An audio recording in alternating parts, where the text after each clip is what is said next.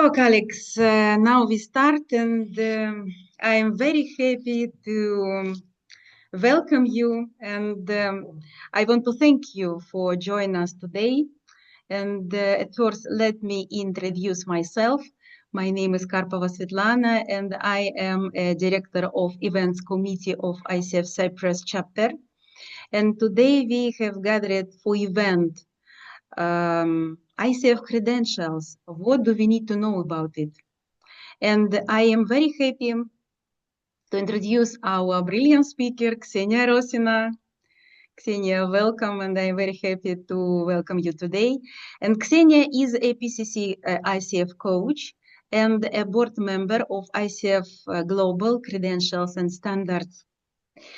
Just several things before we start. During the webinar, if you want to say something, or maybe you have some question, please use the raise hand function. If possible, please be with us today with open camera. We really appreciate it.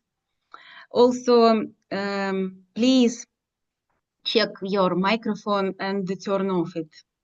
And last thing, those who will be with us till the end of this webinar will receive a CCE certificate in the resource development category. So thank you for your attention, and now turn on Ksenia, and I wish you a very important and useful webinar today. Thank you. Brilliant. Thank you so much, Svetlana. And also it's lovely to be here, not just because I really love to join chapters and talk about the credentialing, the exam in particular. That would be the big, or at least in my list of things to talk about, that's a big thing on how to prep, what are potential challenges, whether or not you need credential at all. You might not need it, and it might be something you will need along the way. So regardless of what you want to hear about, I'm very happy to shed some light. It's part of my role as credential and standards board member along the standards of the exam and ethics and competences and so on. And maybe I will talk a little bit about what we do on the board because it is relevant to credentialing an exam. But also, Svetlana and me, we know each other for years, and it's always nice to see coaches and see how we progress and we evolve and we change, and yet we still have common grounds.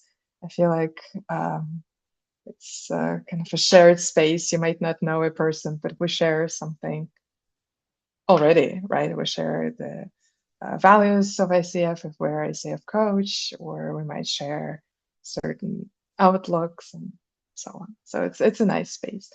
We will have, I planned around 90 minutes for the entire conversation. I would call it a conversation. I see we have 11 people, including myself and Svetlana, so probably will be a conversation rather than a lecture, which I also enjoy.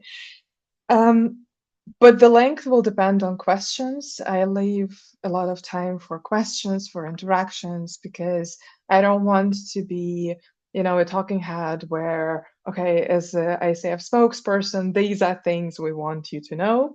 These are kind of appropriate things to talk about. And then it becomes formal. I would much rather, I will talk, but I will much rather tailor it to what you need and maybe dive deeper into some aspects and just go briefly over other things that maybe I thought would be interesting, but actually they're not particularly interesting to you specifically, right? So if you have any questions, you can always post them in chat. I will keep an eye on that. You can turn on the mic if you can talk. I understand that not all of you can participate in this way. You can always reach out to me afterwards if you weren't able to ask questions, but you actually do have questions. You can always reach out to me, and maybe Svetlana will share my contacts, or you can find me on LinkedIn. It's only one of me, which is quite easy to find. So I'm always available in that capacity. All right, so before I begin, and I will share a few slides, and I will be sharing my screen quite a lot. I want to ask you, what would you like to take away from today? What brought you? And you can again speak up if you're comfortable, or you can write something Hi, in chat. Ksenia. Hiya. Hi, Hi, Konstantin. Ksenia. Hi, Svetlana. Hi, everybody. The reason I'm here is because I'm interested in updating my PCC certification in a couple of years. So I want to see what I need to have by the time I need to update my certification. That's why I'm here. Okay. All right. I will dedicate some time to talking about what you need to update. Even I will say the vast majority we will talk about passing the exam and applying for credentialing, passing the exam, but I will talk about what you need thinking ahead. And actually, it's very wise that you're thinking ahead, especially in terms of CCE, what you need to do and how you can get it. Ok. So, Hi, Alina. am zis așa, să vedem un pic care sunt bonusurile. Alina, please switch off camera, turn off. Așa. Okay. Alina, hi. You turned on mic. Did you want to share what brought you here?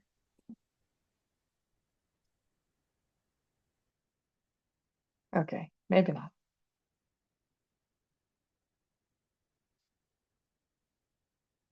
Okay.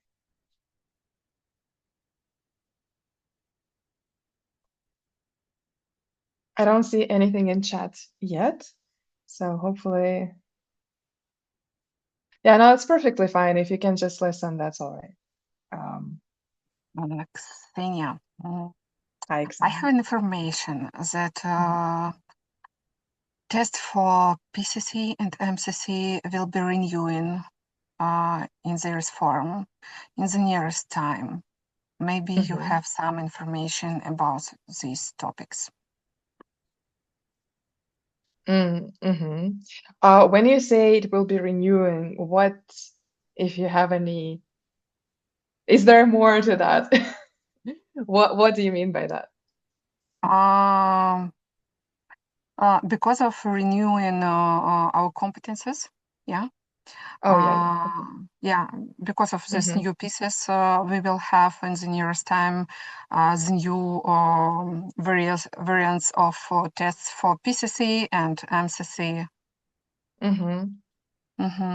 Maybe you have some information where it will be and how it will for everybody here. Yes. Yeah, I will talk a little bit about it. I would say, so the questions will be renewed, but the exam itself, what I will be talking about today, it will not change. So you don't know the questions anyway. But yeah, I'll talk about a little bit about it and how they formed. So. I know that a lot of coaches for other countries have their own questions about the languages in which this test will be. It starts again from English and will be translated to other languages, or not. Yeah, yes. I put, well, yes, I will talk about it. I put a note here. Yeah, it actually has been updated, so I'll spend some time. Thank you. Christine, I see your hand. Yes, basically my question is, I'm currently ACC and I haven't been active about having my credentials. So question number one, is there a deadline? Is it compulsory? Is it a penalty? How can I go about that? Can I get an extension or whatever? And question number 2, that it was raised also with some other members, and there was quite a debate. The question is, if you don't renew your ACC, what happens? I mean, is it compulsory? Is it optional? And what are the pros and cons and consequences for each? So yes, I'm sure that other people have also these questions. So I don't know if that's the subject of today's webinar, but I think it's quite the basis of us understanding the whereabouts of these credentials. Thank you. No, absolutely. Those are very good questions to ask. When I will be talking about credentialing update, I will also talk about the deadline, like how much time you have, basically, what happens after, and there's usually like 2 deadlines, basically. But also I'll come back to that question of yours in terms of what happens, because depending on what you mean, nothing, or I don't know, like we'll talk. So I'll dedicate some time to that, absolutely. And I see Irina put in chat. Actually, so Elaine was first. Understanding the difference between ACC, PCC, and MCC. Perfect. How one becomes an ACC accredited coach. All right, we will talk about that. If you've already been doing coaching for a number of years, do you have to start with an ACC? I can immediately say, no, you don't have to. You can start with a PCC, and I will talk about what would be the difference. Some coaches opt for ACC because it's a minimal requirement for the field they're practicing in. And it doesn't necessarily, it's not a reflection of your experience or your professionalism or skills. It's just, it's cheaper. Let's be practical. It's a bit easier. So oftentimes that's the case. And then if they see benefits or they see that they might need PCC for certain things, they apply for PCC then. Or they never apply for PCC. And I have colleagues who have been ACC coaches for years, to be honest, and they don't really need any other credentialing. They're fine, so it's fine. But for some, they prefer to start with PCC. It's also fine. I suppose it will change the relationship with credentialing, but I will talk in more details about it. Okay, and also Irina put way to ACC credentialing, so I want more information. Okay, so you're in the right place. Is there anything else that you would like to get out of this conversation, but it hasn't been highlighted? At this point, so we will talk about differences between, or rather, why would you even need credentialing, the differences between different levels of credentialing, including differences in exam. How do you apply, or rather, what would be the process, and what are the tips and things you can do to prepare, how you can utilize resources that are available on the website, but maybe not very accessible, not very easy to access, how you can prepare, how you can use them, what do you need to know about the exam. I'll share as much as I can without breaking any confidentialities, and then we will talk about credentialing updates and what are the rules for that, what do you need to do to prepare, and what happens if you don't renew it. Okay. To be a mentor coach, group coach, is it essential to be a PCC? No, you can be an ACC, but you have to be a renewed ACC. So if you just received PCC, you can immediately be a mentor, which seems a bit strange, but it is what it is. And the idea behind it is when you prepare for PCC, you go through the process of understanding the competences, the markers behind the competences. You prepare for exam, it's a full exam. And the idea is that once you've done that, you actually are able to mentor. Whereas for ACC, it's not a requirement. It is possible that when you prepare for ACC credentialing, you still go for the same process, but it's not a requirement. So ICF wants to see coaches who have been through one credentialing cycle, they have renewed their application, and then that you can mentor as an ACC. But opportunities for mentoring as an ACC coach, I would say, are quite limited, because to mentor coaches, you will always need to mentor someone who is your peer or getting there. I don't want to say below you, because it's not about, like, you can be an ACC coach and be very, very experienced, or you can be a PCC coach who just started. It's not about that.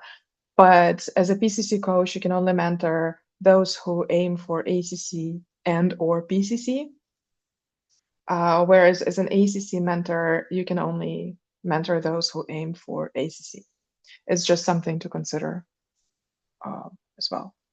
I mean, you can mentor anyone, but it will count towards renewal and it will count towards credentialing only if it's equal credentialing to yours. All right. So if anything comes up, I will be sharing slides now. So if anything comes up, please do tell. You can either put it in chat, I will keep an eye on it, or you can ask a question. You don't have to raise, I mean, you can raise your hand, obviously I will see it, but then you can also speak up, that's all right. Okay.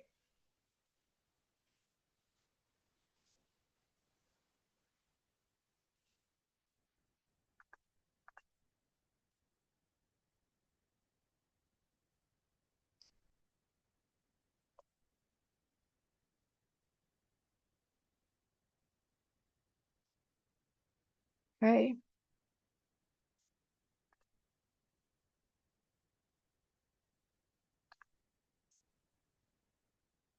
So if I've done everything correctly, you will be able to see my screen now with the slides. Please tell if you can. We see, Ksenia, but the presentation is the small view, not with all our screen, but we see. Okay, all right.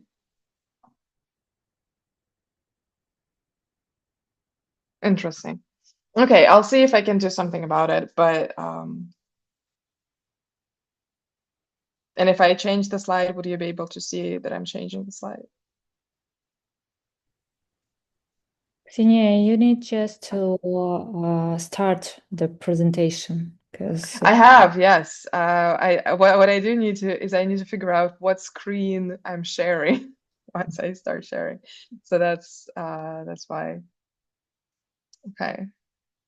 Take two.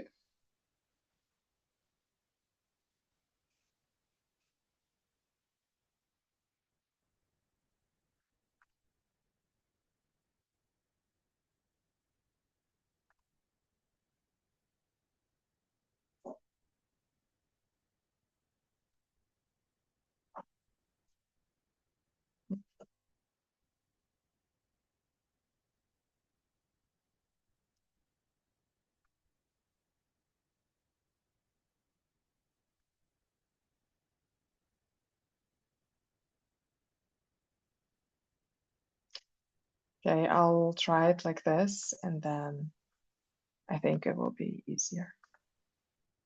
Is that better?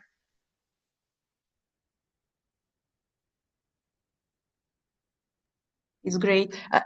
Okay, great. I won't be able to see chat as when I'm presenting, unfortunately, but so please talk to me if there is anything.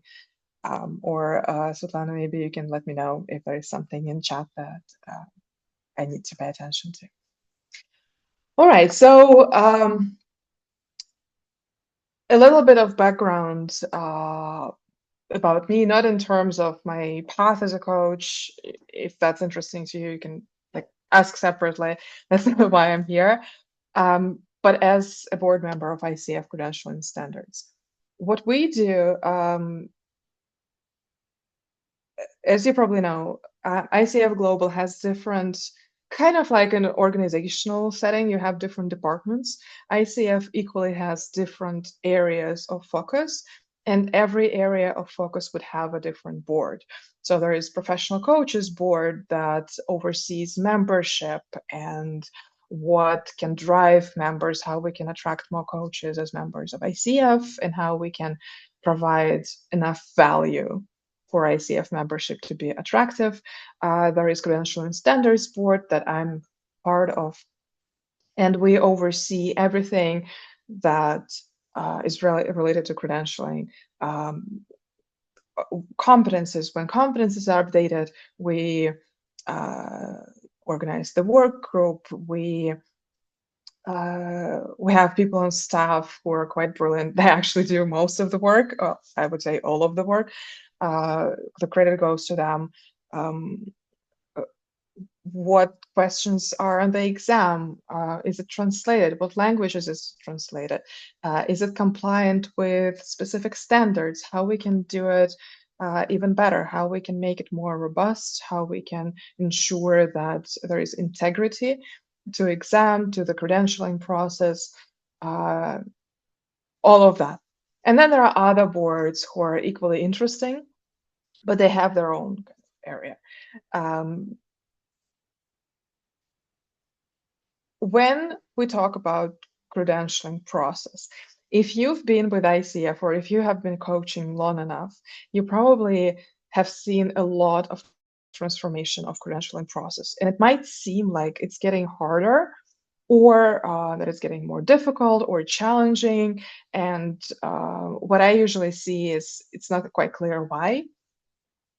The main purpose of ICF credentialing is to become equal to licensing in the therapy profession, for example, or credentialing of other organizations. Like, for instance, if you have PMP, which is a program, project management certification, everyone knows that it's quality, it stands for a certain standard. It means that you have enough competency to do certain things. Equally, if you have Microsoft certification, for example, or Oracle certification, people know that you have enough knowledge, you have enough experience, you have enough skills to do certain things. With coaching, as you probably observe, it's not always the case. And even though ICF credentialing has historically been quite respectable, we can't really rely on reputation just because it exists. We have to be mindful that going forward, things will change. The more credentialed coaches we have, the more we have to be mindful of the quality of what credentialing represents. And especially if you consider that a lot of schools do the vast majority of work, right? We can't really see every single coach training. We can't really see every single coach recording. So we need to ensure somehow that even though the number of credentialed coaches grows, and it grows exponentially, the standards, the quality, the reputation withstands, and no one questions it. And that is why we have exam now. And actually, we aim to get to a certain standard to maybe get accredited by examination bodies, just like PMP, for example. That's why we moved towards proctoring the exam, as opposed to when I passed, it wasn't an exam back then. It was a test that you had to pass when I was getting my PCC, and you could do it in the bedroom. I was just in my bed. It took me maybe an hour and a half, and you probably have to be blind and without hands to not be able to pass it. Like, it was very, very easy, and there was no one checks it. Basically, it wasn't checked. It was a formality essentially, and the quality and the integrity came from recording. So that's not the case anymore, and we want to make sure that when coaches pass exam, we also check their judgment, we check their attitudes, not just knowledge and not just ability to record 2 sessions, basically. So that's where all the recent changes come from, and that's where ICF is coming from when it might seem like it's getting more difficult or there are all these changes. You might wonder why. That being said, there is still a lot of things that are the same. There was one question: what is the difference? I didn't. I was wondering if we will talk about it. So I will speak a little bit, and if you need more information, do tell. Generally speaking, the difference would be in requirements. ACC only requires 100 hours of coaching experience and only 60 hours of coach education, which means that you can, if you need to get a coaching credentialing quickly and relatively easily, you can go for ACC with minimal training and with hours that you have. It still requires mentor coaching hours, and if you don't go through level 1 coach training, then you would need to submit a recording. Also, this year we introduced ACC exam. Well, actually November last year, but it was widely available this year. We introduced ACC exam, which also recognizes that at ACC level, we can't really require the same level of judgment, the same level of knowledge as we require of PCC coaches and MCC coaches. And it's not to say that ACC coaches are regarded as less than. It's more to say that at ACC level, you are expected to be able to show consistency in your coaching performance, but you aren't expected to have deep knowledge around code of ethics, for example. You aren't expected to demonstrate PCC markers, for instance. You still are expected to abide by code of ethics. You just won't be asked to have deep knowledge around it. At PCC level, the expectation is that it is in the name, it's professional certified coach, which means essentially that you have been through a full coach training program, you have enough experience, and usually within 500 coaching hours comes a particular understanding of coaching process. We see there is a difference when you coach 100 hours, there is a difference, and then you kind of notice something changing in your coaching sessions, but then with 500 hours, something changes again. So we expect some understanding of coaching process of different clients, and you are expected to have a very close understanding of code of ethics. You are expected to not always demonstrate all the markers, all the PCC markers, but most of the time to demonstrate most of PCC markers. And basically you are fully equipped. This is the standard. MCC would be coaches who have vast amount of experience. They have additional training, and they also have very intimate understanding of nuances that can occur in coaching session, and it shows in the recording. If we move away from the language of MCC coaches at the who level, whereas PCC coaches at the what level, and ACC coaches at, like, I don't know, task level. If we move away from that language, which I find not very helpful, essentially that's the difference. The difference would be in experience and in expectations of your comfort within code of ethics and competences. And then in terms of requirements, the requirements reflect that expectation. There are differences in coaching hours that you need to demonstrate. There is difference in coach education. and there is difference in number of recordings you need to submit. You don't have to be ACC to apply for PCC. Usually, this decision will be based on your particular situation.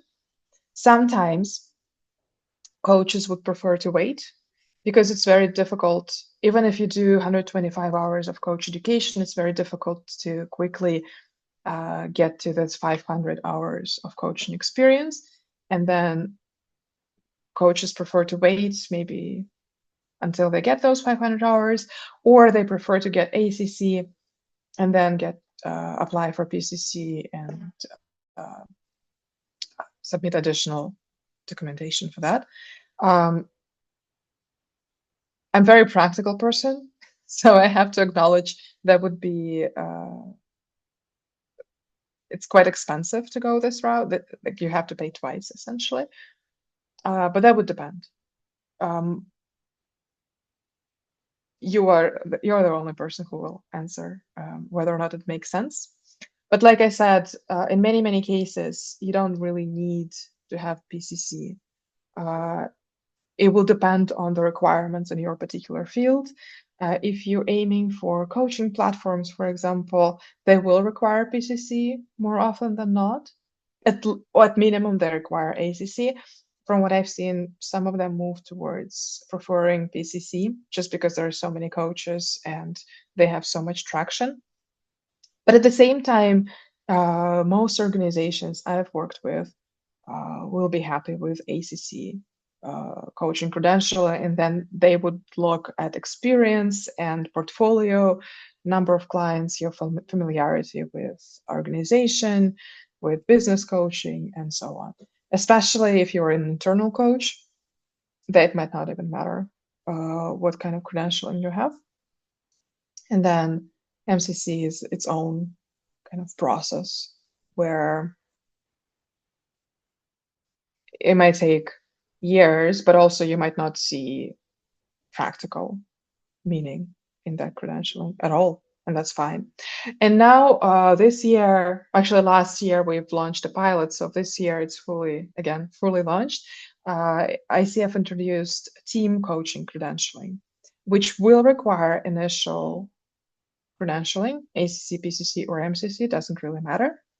And then certain number of additional training and team coaching, certain number of mentoring and supervision in team coaching, a certain number of team coaching engagements, and a different exam that is dedicated to team coaching. So hopefully that gives you some understanding of difference between credentialing. And then for renewal, it is also on the screen, but I will say there is a deadline to renew, and actually there are two deadlines for you to consider. One deadline is you have an expiration date of your credentialing. Once that happens, you have a grace period of 3 months to renew your credentialing. If you do it within the grace period, nothing happens essentially.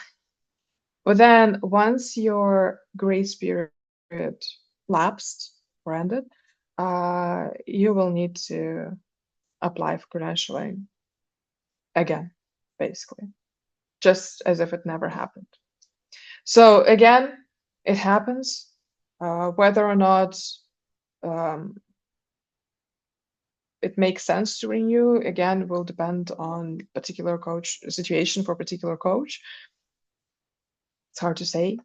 It is easier to renew than to let it lapse because you don't really know what happens down the road.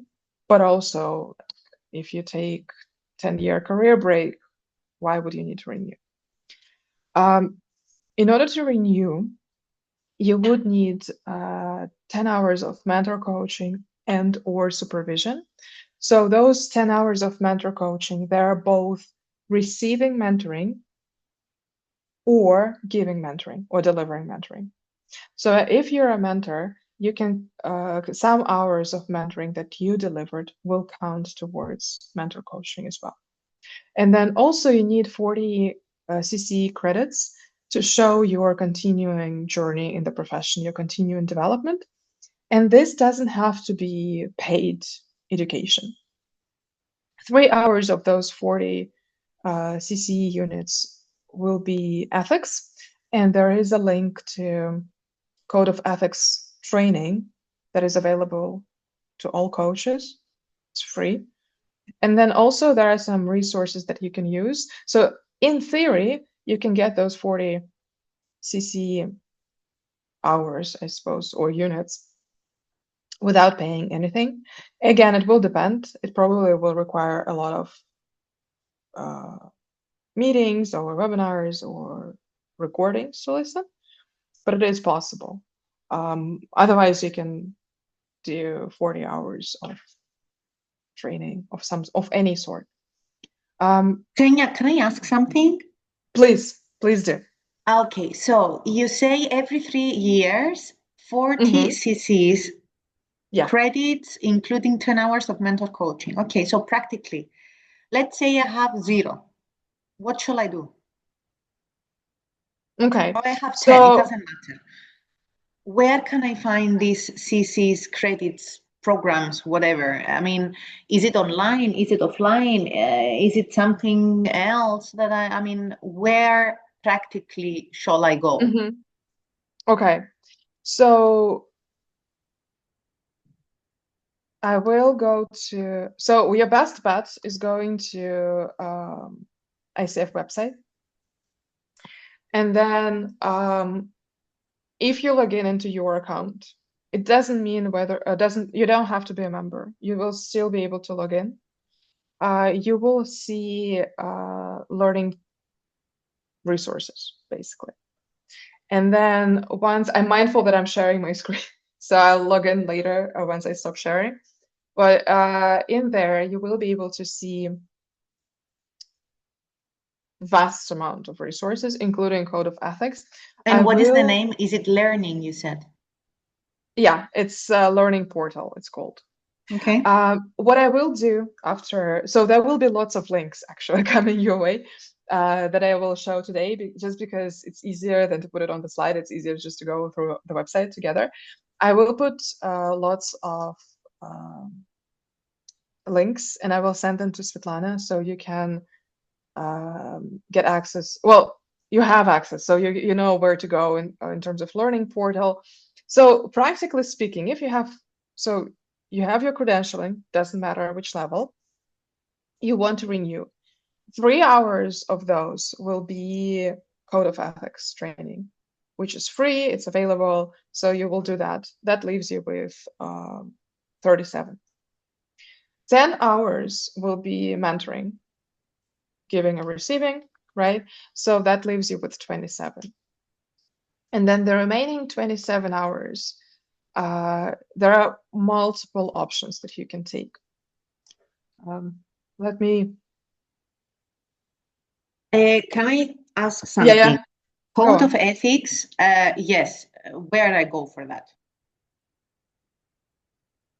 I mean, you said -3 hours for the Code of Ethics. So where we find that? And about the mentoring, you said giving or receiving. So what details we need to provide for this? Is it like, shall we just say a name? Shall we just say nothing? I mean... Yeah.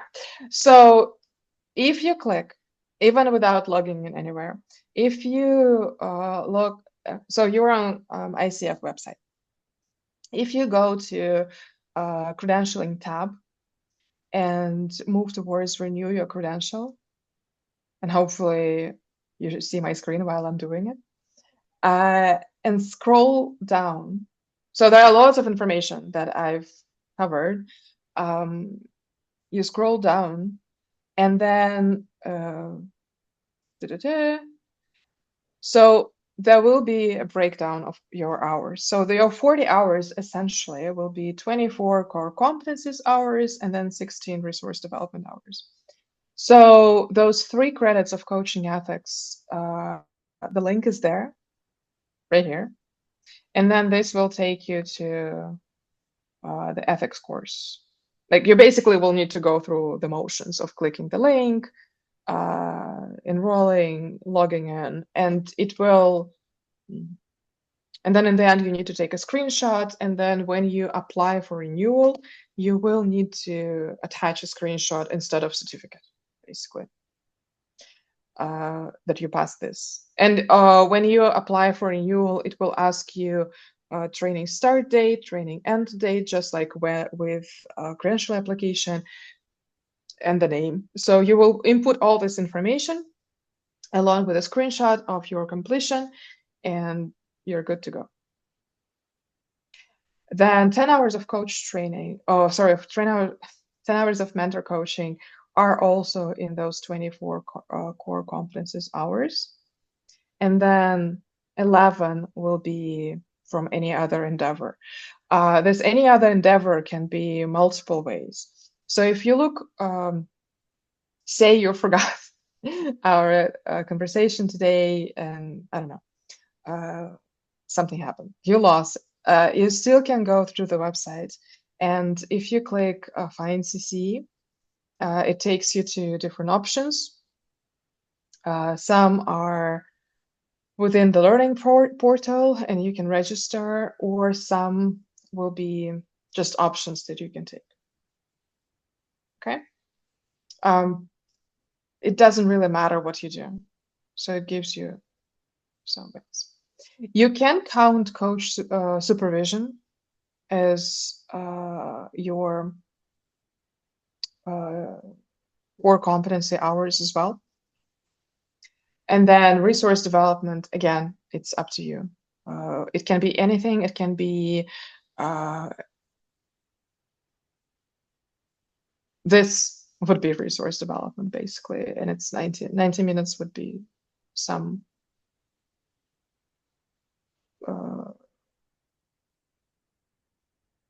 it's 1.5, basically 1.5 credits. Sorry, my math is not mathing today. So it's 1.5. And then again, there are other events, different conferences, resources on ICF webpage. I'm talking about things that are free, and obviously there are different courses that are not free and you can pay for them, that have been accredited and have CC coaching hours. Okay. And we have a question from Prerna also. Yeah, let me take a look. Okay. There was also a sub-question about giving mentoring or receiving mentoring, and Prerna has a similar question. Do I need to check credentials of the mentor coach? If they're PCC and qualified to mentor coach. If they're PCC, they're automatically qualified. You will need, well, it's wise to check credentials.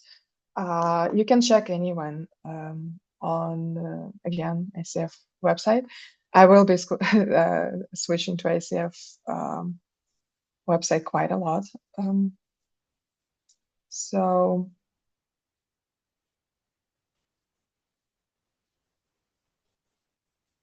sorry, yeah, if you input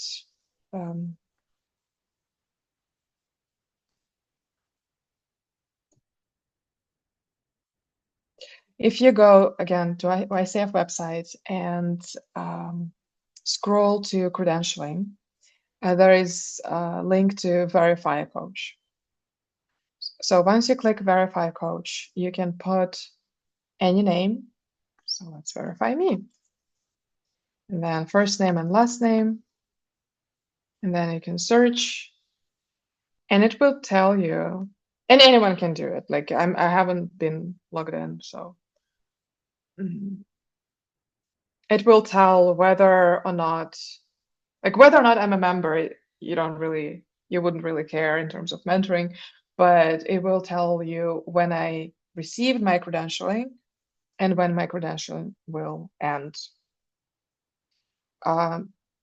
If I apply for renewal as a mentor coach, which I am, so if I apply for renewal a little bit close to end of August, you will see still that my credentialing is relapsing in August 2026.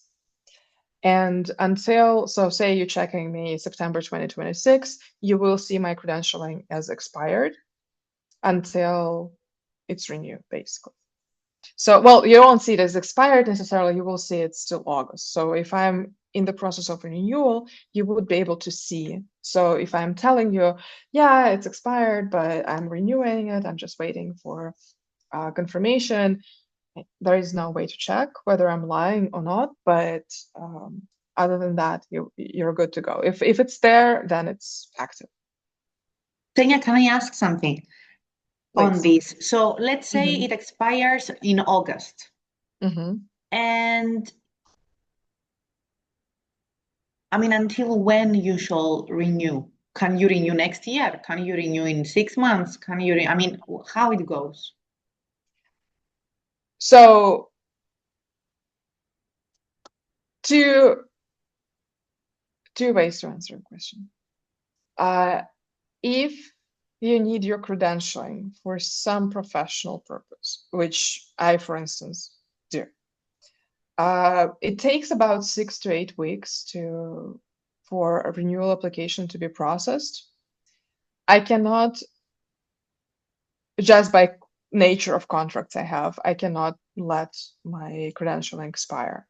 So for coaches who are in this situation, I need to renew it 8 weeks before, or I need to apply for renewal 8 weeks before it expires. For the rest of coaches for whom maybe they have different obligations, maybe as long as it doesn't relapse forever, like it's fine, you have a grace period of 3 months. So if you, in this situation, your credentialing expires in August, for example, of say this year, you can apply in September and you will be good to go. And what happens if you don't renew within the 3 months grace period? And you renew in December? No, well, if you, so that's interesting. That gets interesting.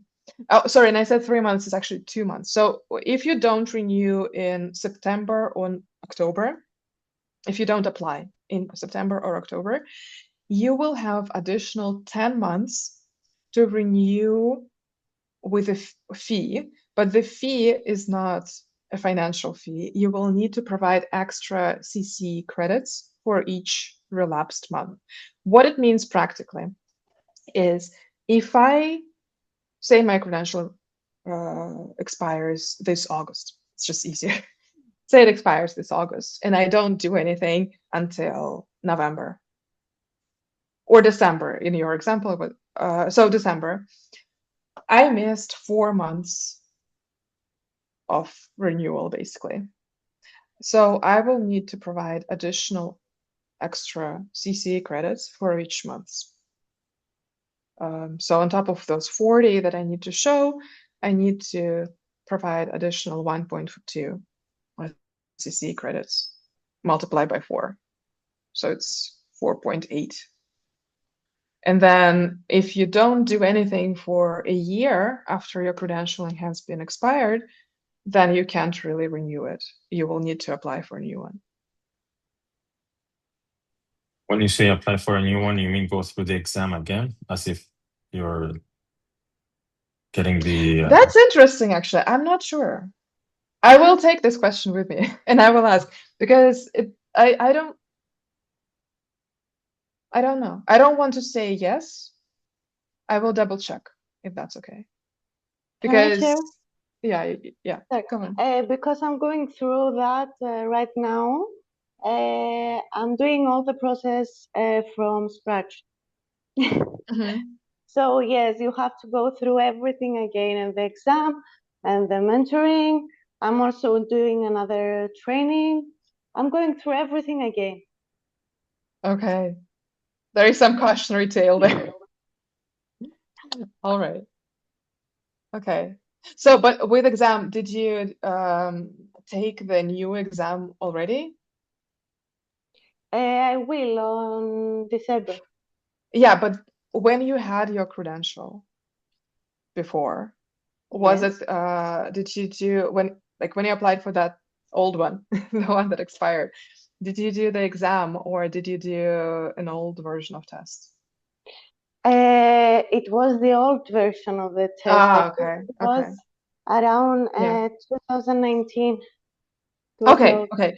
Yeah, so I will check, Konstantinos, if you take the exam, is it for the lifetime or is it for the until your credential is valid? Okay. And I will come back to you tomorrow on that. Thank you. Thank you, Ksenia. All right. Okay. Excellent. Would it be okay if we move on to exams since we mentioned it? Do you know enough about Ksenia, I renewal? have another Yes. question. Maybe it's not relevant, but just bear it in mind. Maybe you reply to that later. Mm-hmm. So in case that someone does not renew their membership, what happens? Nothing. I mean, I don't know. Like, what do you mean? What happens? It expires at some point. Which point? And Again, I will what is- say so. It is like I wouldn't remember exact dates for the membership because it would be a different thing. But again, like there would be some grace period where your data will be active, and then after, like I'd say a year, you will need to. It's just your personal information will be wiped out, but that is not relevant to credentialing. And the reason I say it is not to brush off your question, but to say if you are an active credentialed coach, like I have my PCC, if I choose not to renew my membership this August or next August, for example, nothing happens with my credentialing. I still can renew it. I still can apply for MCC, for example, if I want to. I still have access to some resources that I need to have access to as a credentialed coach. So what you're saying is that membership is not the key to... No. Okay, so somebody can actually choose not to renew their membership, but complete the CCs and just stick to that. Yeah, you can be a credentialed coach and not member of ICF. That's fine. There are actually many coaches who are credentialed but not members of ICF. And when we talk about what's the catch of that? What are they missing out in this case? Well, we always have to consider they might be missing nothing because they made a decision. But generally speaking, having a membership can be valuable if you see value in it. Like, I have to be an active ICF member as a board of directors member, but also because I speak English and because I'm in Ireland and because like other reasons, I want to be an active member of ICF chapter in Ireland. I want to be able to have access to different conferences and resources. I'm an active member. If I don't need that, if I don't use that, then I don't really know what would be value of that. I honestly wouldn't be able to tell.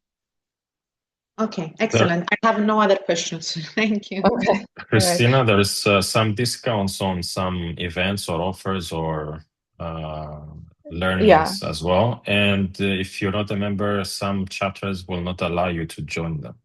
So these are some catches I would like to add. Yeah, and that's a bit more specific in terms of what I meant. So thank you for that correction. Yeah, when I said I want to be part of ICF chapter in Ireland, you wouldn't be able to be a part of ICF chapter unless, actually it's the opposite, unless they choose to bring coaches who are credentialed but not members of ICF. There are countries that do that, like in Ukraine, for example. I think you can still be attending some events. If you're not a member of ICF, but you are a credentialed coach and you're a member of the community, I suppose, in Kazakhstan as well. But generally speaking, you won't be able to have access to chapter events if you're not ICF member. Also, a lot of people won't be able to use discounts for events if, say, traveling is expensive. There is discount for renewal and credential application, but if you calculate the difference, then your renewal with membership, like it's just about like how much money you pay, it's basically even. So if you don't have any additional value, you won't be winning. Okay. Would it be okay if I move from renewal to exam? And with that, also for people who wanted to know the difference between credentialing levels, do you have enough information, or is there anything that you still want to know?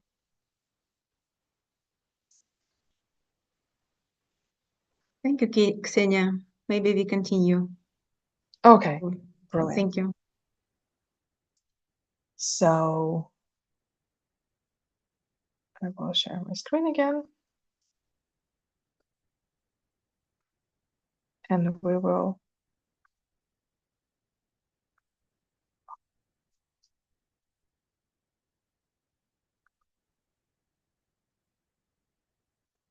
all right, and we will talk about exam. And again, I will give some overview and then I move on to the website because it's much easier to navigate specific links and specific resources. And then I'll send links with a follow-up message. Well, if Svetlana will be kind enough to forward that. Okay, so exam. It's no longer news that if you apply for credentialing, you need to pass the exam. You only need to pass the exam, or you only need to take the exam once. If you have taken the exam, if you pass the exam when you apply for PCC, for example, you don't need to take the exam if you apply for MCC. Or equally, if you taken the PCC exam, if you apply for ACC, there is option like this. I will talk about it in more detail. You don't need to, and you know down the line you will go for PCC. You will only need to take the exam once. And that's why I wasn't sure if your credentialing relapsed fully, do you still need to take the exam? I will double check that because the idea is that you only need to take it once. Whether or not it works for relapsed credentials, I haven't thought of that, to be honest. That's a very good question. Generally speaking, you have once you apply, submit all the documents to ICF and received response that everything's good, your performance review have passed, your documents have been approved, you have 60 days from that message to schedule and take the exam. If you cannot do it within 60 days, you will need to, that's a huge exception, and generally speaking, you need to do it in 60 days. Sometimes there would be circumstances under which ICF will grant additional period. I wouldn't rely on it, to be honest. I will just consider that it's 60 days. It's more than enough. And you can do it online, or you can do it in testing center in person. Whether or not you want to do it online or in person will depend on you. It's the same exam, but everyone has different circumstances. I personally prefer going to the testing center, but it's available in my city. I don't do well with exams at home, to be honest. To me, it's a bit nerve-wracking, but I do much better when I'm passing the exam somewhere outside of home. That's just how my anxiety or stress works. For someone, it will be the opposite. You also have to consider that when you take the exam online, you will be proctored, and you cannot be disturbed. So what it means practically is the proctor will ask you need to have your camera turned on, you need to have your mic turned on, similarly to how we're doing now. You have to be in a closed room. The proctor will ask you to show the room and show your environment to them. So you will need to kind of rotate your laptop, show the screen, show the table like I did now. Like essentially they ask you to do this. And if, say, mid-exam, your loving partner comes and say, hey, do you want dinner or do you still need time? Your exam will be over. Obviously, that would be maybe some understanding if it's a baby or like a toddler and immediately they're taken out, but I wouldn't risk it. So again, consider your environment. You also need to have stable internet connection. You can test your system, your PC or your MacBook, whether it's compatible with exam software. I'll show you the link shortly, but it's again available on the website. So all of this will be factoring. Yeah, you need to factor it in basically. Maybe online is your only option, or maybe going to testing center is your only option or better option.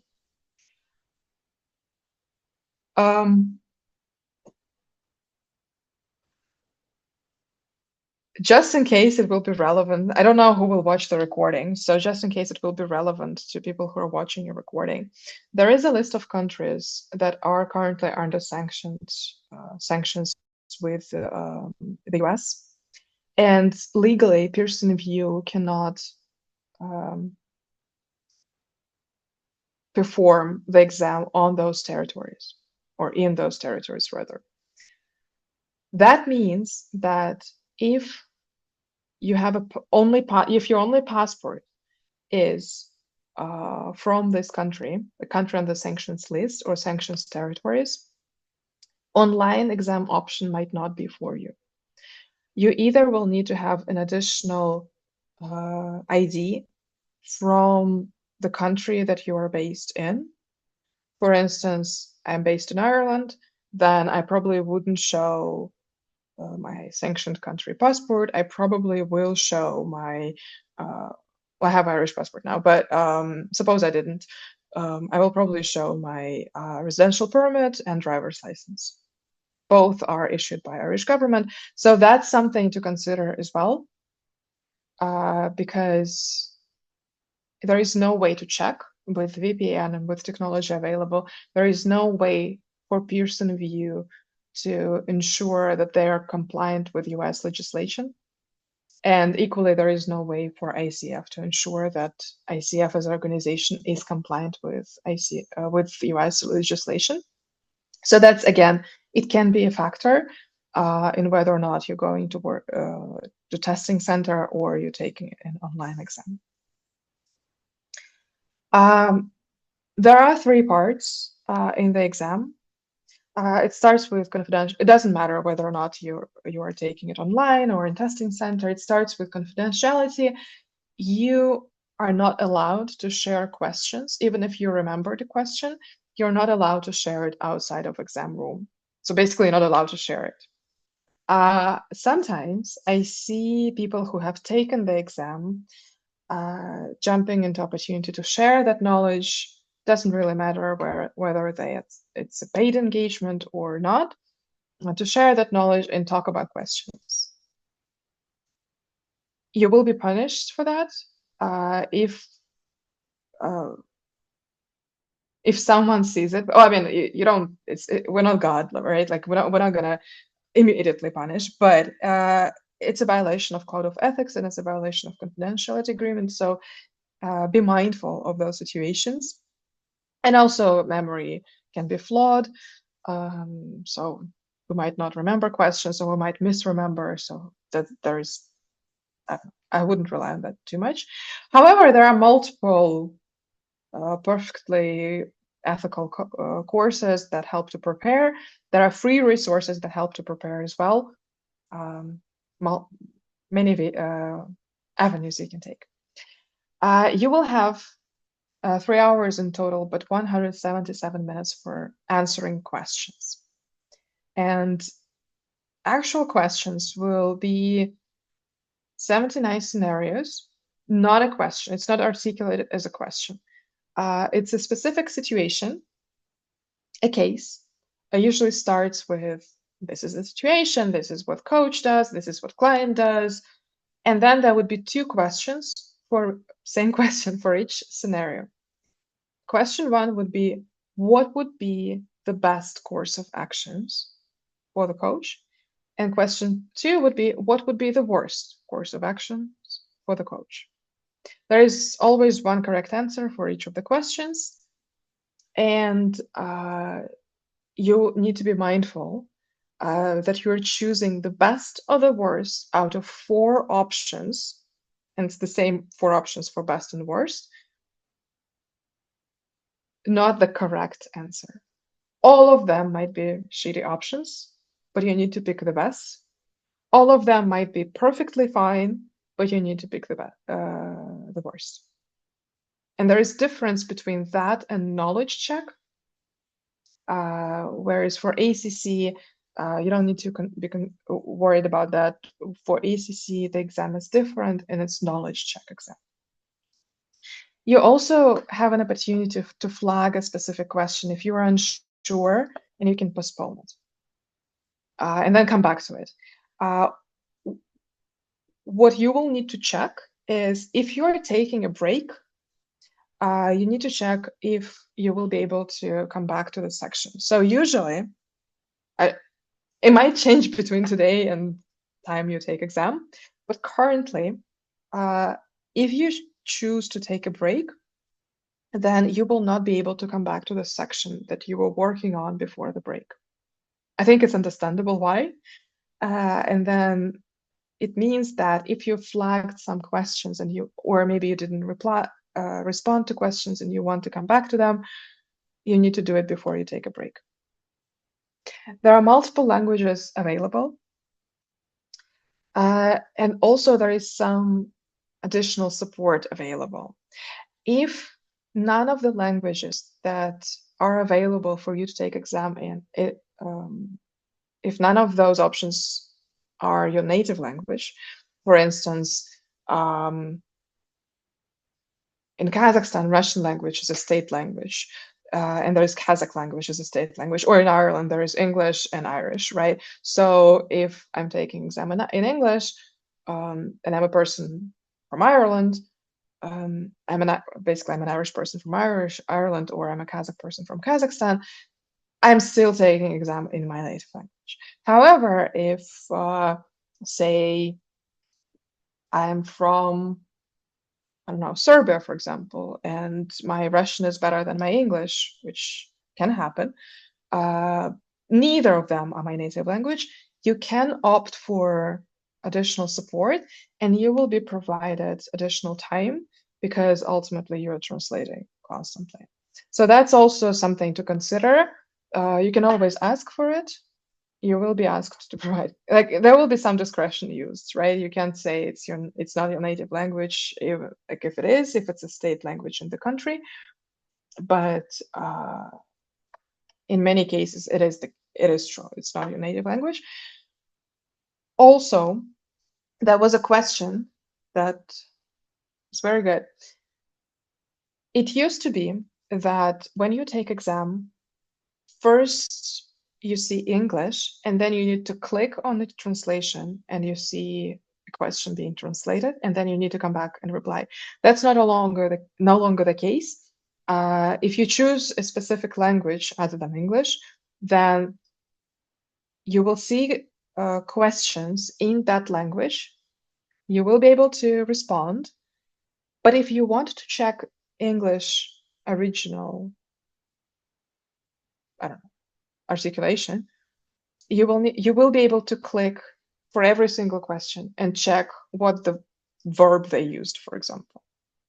And if you know 2 languages, you're more confident in one, but you still know English, I would suggest doing that sometimes because even though we're aiming to do our best with translation, and there are actual coaches who translate and also actual coaches who review the translation, it's not always possible to keep translation perfect. It's not literature. There are certain expectations and certain limitations to the translation. The questions need to be the same in every single language, which if you take English language, that is quite particular. You cannot miss a verb in English language, for example, but you can miss some other parts of the sentence. It's not gendered language. It's quite interesting in terms of how you can structure a sentence. And then you translate into Greek, for example, or Spanish. Spanish is a gendered language, and you can't really structure sentences the way you can structure them in English. So the requirement is to make sure that in both languages questions sound the same, and that creates somewhat artificial phrases. It's not an error of translation, it's unfortunate reality of rules of testing. So you need to be mindful of that, and also words like accountability don't exist in any other language except for English, or sometimes coach suggests can be translated in a harsher option of a verb, for example. That's also something to consider. So it's still understandable. We don't see differences in passing the exam between different languages. But that's something that might add a layer of challenge. I will pause here, and then on the next slide, I'll talk about strategy that you can use. So before I do, are there any questions about the exam itself? Anything that you need to know before I talk about prep and how to prep for it? I have a question, Ksenia. Okay, go on. Yes, tell me please, if I have scheduled an exam date, yes, so and cannot attend because maybe I sick and maybe I have some force majeure circumstances. Yeah. How can I reschedule the exam? Through ICF Global website or through person on view? When you schedule the exam, you will schedule it through Pearson VUE initially. So when you reschedule, you will also go through Pearson. But have you scheduled it already? Through a person view, not through ICF Global, yes? No. Yeah, but when you schedule the exam, it will take you to external link. The link that ICF sends you will take you to external link, and you will need to register in Pearson website, and it has nothing to do with ICF basically. Okay, thank you. So and then you reschedule through that as well. And second question, that's I don't know, do you have answer or not? How the points for the exam can calculated? Because lately I pass exam PCC, so and for me it's very interesting question how ICF calculated our answers for each scenarios. Do you know? I'll attempt to answer, and then maybe you'll realize I misunderstood the question. So let's see. So for PCC exam, there are 79 scenarios, 2 questions per each. That would be what? Roughly 160 questions, right? 158 questions. The maximum points you can get for the exam is 600. So you can kind of divide one for another and see how much points you get for each answer. So there you go. The minimum that you need to take, the passing score, is 460. So it's 2/3 of exam. Does that answer your question? No, thank you. Okay. Any other questions? Hi, I have one question. Can you hear me? Yeah, go on. Okay. Yeah. I missed the first part, sadly, so I'm not sure if it was already talked about. I'm just gonna ask. So I'm interested to get the first ACC level, and so how many coaching hours are required, and do I because I'm currently enrolled in the reciprocal coach program, do this count towards these hours? Yes. Your 100 hours would be, I wouldn't be able to tell you how many of them need to be paid hours. I'll need to look, but again, it's on the website. I'll need to look at the same same place. But your reciprocal coach hours will be paid hours. So yes, if it's reciprocal, and it doesn't have to be that person coaches you back. It can also be maybe they do your promotional materials, maybe they do your hair, maybe they, I don't know, babysit for you, whatever it is, it doesn't really matter, but it's still reciprocal. So it's still paid. Okay. And for the rest of the hours that are not through the reciprocal coach program, how do I provide proof, or do they need some contact details of the coaching? For any of the hours, you don't need to provide anything. You will need to keep the details. There are two reasons why you need to keep details. One is, so you will need to keep the name, some contact details. It can be email, it can be phone, whether or not it was paid or not. You don't have to, I mean, you can use it for your accounting, but if you do, it's easy. But if you don't, like, you don't need to put the price, and you need to put dates and number of hours. Okay. If it was a group coaching, you didn't ask about that, but just in case, if it was a group coaching or team coaching, it counts as 1 hour. So 1 hour of team coaching will count as 1 hour of of coaching, basically. It's not 7 hours if there was a team of 7. So you keep that record. There is sample Excel spreadsheet available on the website. You can use that. You can use your own. You don't have to submit it as part of your credentialing, but you might be asked for this. And if you're asked for this, there is very little time randomly. It's asking randomly. If you're asked for it randomly, there is very little time to put it together. And it might seem like not a big deal when you have 100 hours.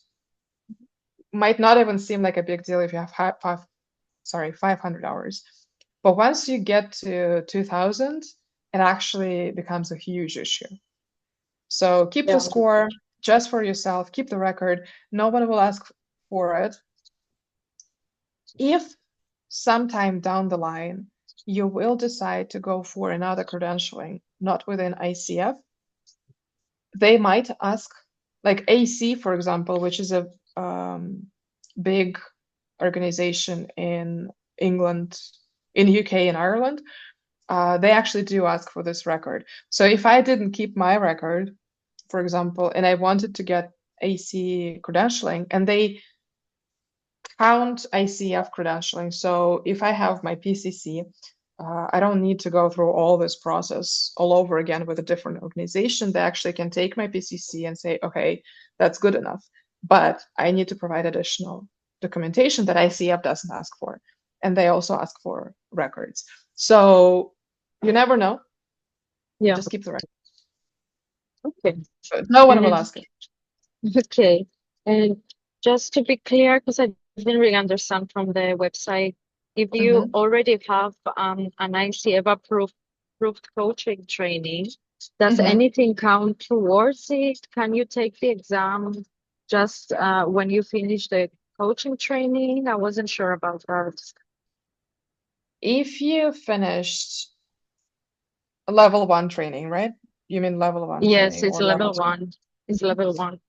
Once you finish your level 1 training or level 2 training, doesn't matter. Just like with any other coach training, you will need to start an application. And you don't have to be a member for this. You will need to start an application, and then you put your details. And there is actually, again, I'll show, once I stop sharing my screen, I'll show you sample application. There is sample of application, so you can look at for what's required. You can, so you put start date, end date, the certificate of completion. You won't need to submit your performance evaluation because it's part of the education. You won't be asked about mentor coaching hours because it's part of education. Yes. And that's it. And then you basically submit. If your training wasn't level 1, it was maybe some other training, then you will need to additionally submit mentor coaching hours. And I think there was a question earlier that I didn't respond to. What kind of details you need to submit for this case? You need to submit a name and email, date of mentoring, whether received or provided, date of mentoring, a number of hours, and whether or not they were group mentoring. So you give all that information. You probably should have it at hand. And equally, you submit information about your coaching and you submit a performance review. So the process is the same. There would be different details based on your route, but you still need to submit an application, yeah. And then you will get a link to the exam.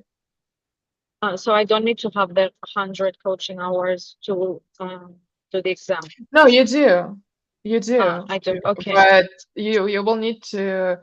Well, you do need to have your 100 coaching hours. You won't be asked for information to prove that you have 100 coaching hours, but you will sign a document that says, I promise I do have them. And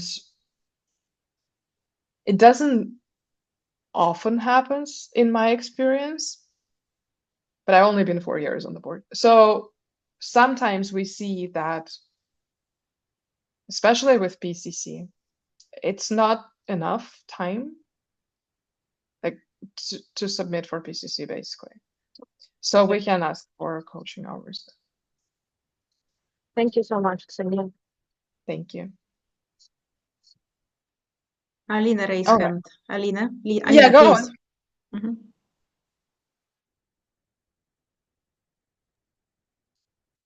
Alina, please. Yes. You have question, yes? Yes, I was on mute. I'm sorry. Thank you for all your explanation. I'm not sure I did understand well the last question. My concern is as well about these 100 sessions, and I think I have much more sessions made free, for example. So they will ask a proof that I charge for these sessions. Look, I'm not gonna say on the call that, especially as not as like myself, like I'm not gonna say like, oh, like no one will check. It's you're when it's part of your application, you confirming that you are compliant with requirements for coaching hours. That means that you're saying, yes, I have, I don't know, 80 paid sessions and 20 free sessions. Okay, and how can I prove that the sessions have been paid? Let's say I will make this 100 session, or I don't know, 80 session paid, and I was paid, let's say, on Revolut or something. How can I prove to ICF that? I think if it So, comes to that, so initially you won't be asked to provide any supporting documentation. The reason you're not asked to provide supporting documentation is because in Europe there is this whole law about GDPR and like personal details and so on, right? Yes. So ICF cannot, it will be super expensive. I mean, ICF can, but it will be super expensive and not really practical to put all those systems in place, right? And ensure that for every hour that you have coaching, you also have confirmation from your client that you are allowed to store their details and so on. So what ICF does instead says, okay, we will let go. We cannot hold that requirement anymore. We'll still hold the requirement, but we cannot get the documentation. Actually, when I started coaching, you had to provide the spreadsheet. But that was a different legislation then. But we can do audits, and we can randomly ask coaches. If you are asked, then of course you don't need to give receipts or things like that. It just shows whether it's paid client or not. Yeah. Okay. I wouldn't be too concerned about it. Anyway, we are ICF, so I suppose if we do things, we are the one who respect the rules. No, that's why we are ICF members. So I believe most of us will do the correct way. It's just the thing that I'm wondering how can I won't go very soon for this exam, but if I'm gonna go, at least this was my concern the most. I didn't know how could I charge and how could I prove that that client actually paid me. Yeah, we're not in the business of checking accounts. It's not a revenue. It's not a revenue organization. However, if you will be asked to prove anything, typically what happens is you are given options. So suppose like with Pearson View, what I have seen is, say this type of ID is not applicable, like you can't pass exam, you can take exam with particular type of ID, then you have options. These are things you can provide to still be able to pass an exam or to take the exam, something like that. So if you are asked to, well, first of all, there probably would be some concern behind it. If you're asked, then you will be given options, like what you need to provide specifically that you can show. I don't think anyone will check your receipts, to be honest. I've never heard that happen. Okay. Bank statement. Okay. Yeah. Thank you so much for answering. Okay. You're very welcome. So if you remember, again, if there are any questions, feel free to ask. So back to the exam. If you remember, there were, I said that ACC would have a different exam. As if you're applying for ACC, you have an option. You can take an ACC version of exam, or you can take PCC exam. An ACC version of exam is shorter, and it's completely different. It's multiple choice questions that are basically knowledge based. So with PCC, you will be given a situation and you're asked to evaluate what's the best scenario, what's the worst scenario. With ACC, you are asked what would be, I don't know, ICF's, like what's diversity in ICF definition of it in Code of Ethics. And suppose Code of Ethics defines diversity in a particular way, so you will need to choose out of 4 options. So it's black and white. It's multiple choice. It's an exam you all will be very familiar with. What I wanted to show is, well, first of all, there is particular strategy that you can use. One is don't panic in the middle of exam, basically. So you see a question, and don't overthink. You see a question, there is a specific scenario. When you're reading the scenario, try to imagine what it looks like in real life, like envision it. And then look at the options that you are given for coach's reaction, and then read the scenario again. And it will be easier to choose the best way to react out of 4 that you are given, or the worst. There are 4 things, like, okay, when you are prepping, you can always read Code of Ethics and competences, and there is a practice exam that you can take. But when you are in the room, all of that goes out of the window. So there are 4 points to rely on. One is partnership, and you can evaluate answers based on which one shows most partnership and which one shows less partnership. Other answers that are a bit iffy in terms of ethics. Like, yeah, it's fine and we do it, but like, it wouldn't be pristine. Is it coaching or is it consulting? And then what would be the most transparent way to do? So you can always remember partnership, ethics, coaching, transparency.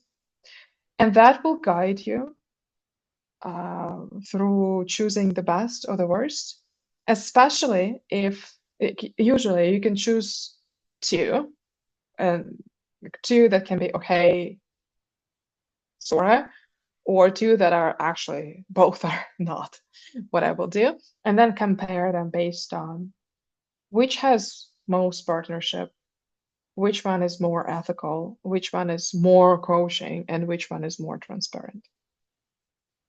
And then say for the worst, it's the opposite. And that usually is simple enough to remember. And then the last thing I wanted to show, and those would be links that I will send. It will be in the links. And so if you go to credentialing, so everything I've said is on the website. So you can go through specific requirements for ACC, PCC, and MCC. It also will be in the slides that I will share. You can also look at,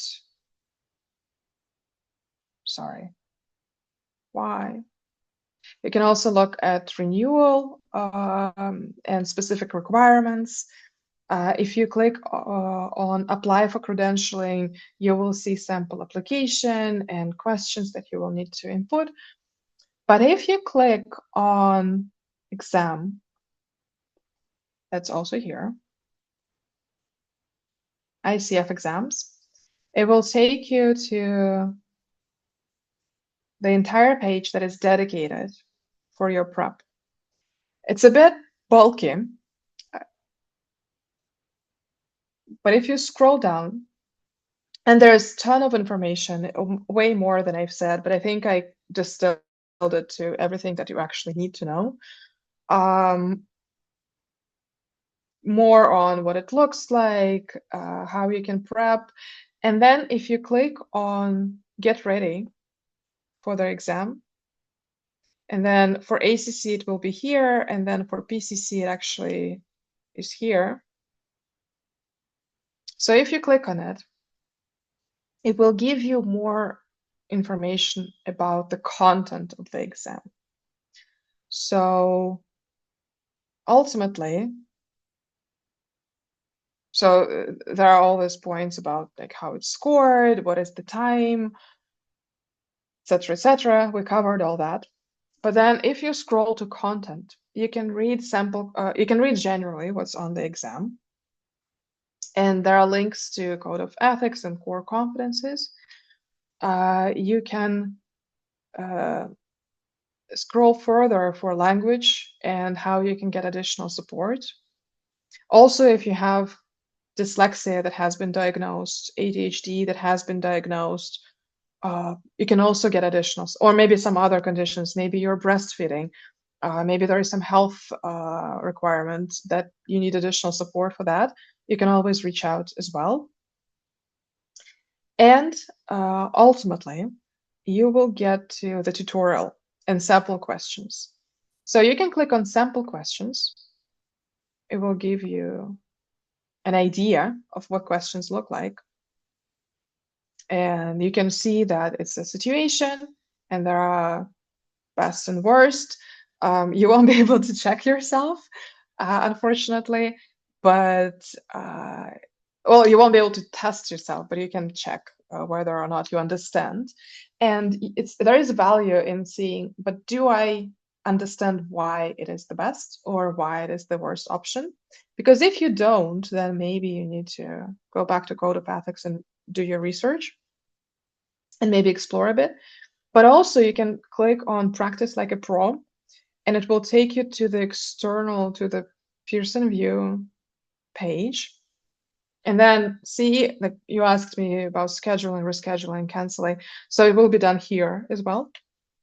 And then here, there is more information about specific requirements, what kind of living creatures can enter the room and what kind of cannot, what kind of ID you can use it, what IDs you won't be able to use, how you can cancel, and so on.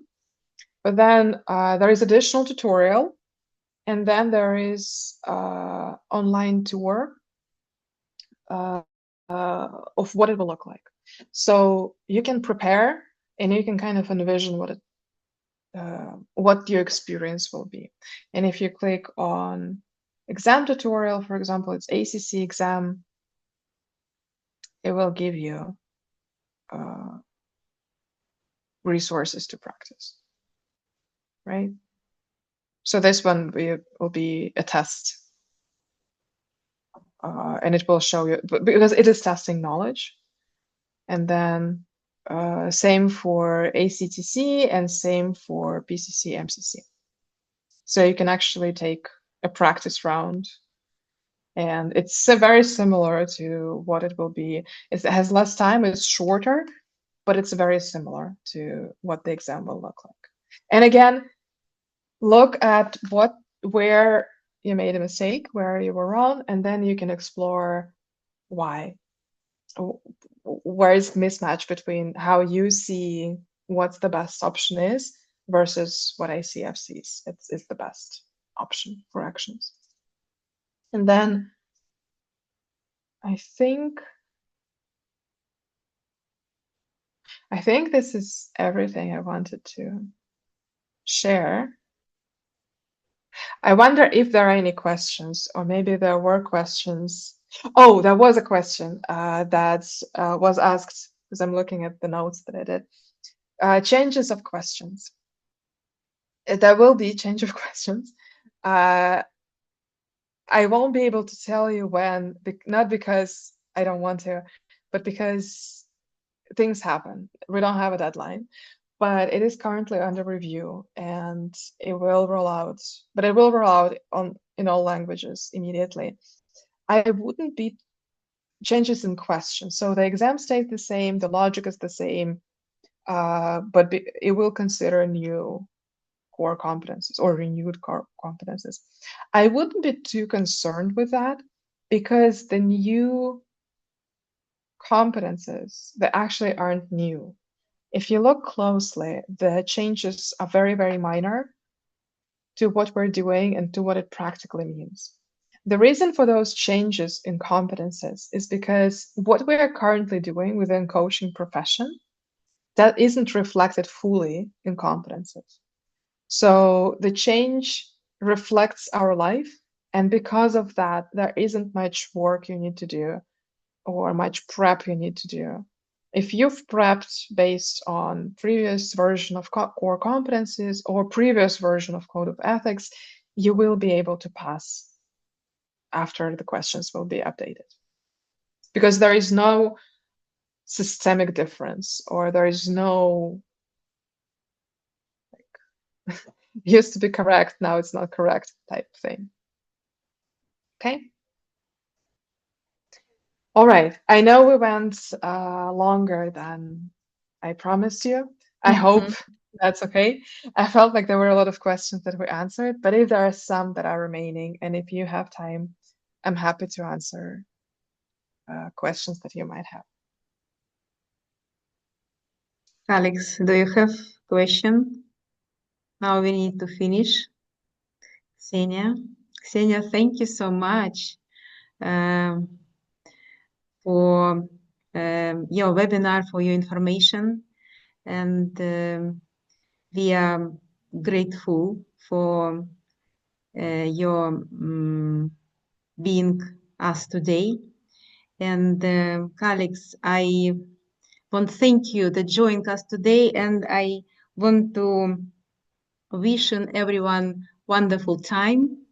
And thank you for being with us today. Ksenia, thank you so much.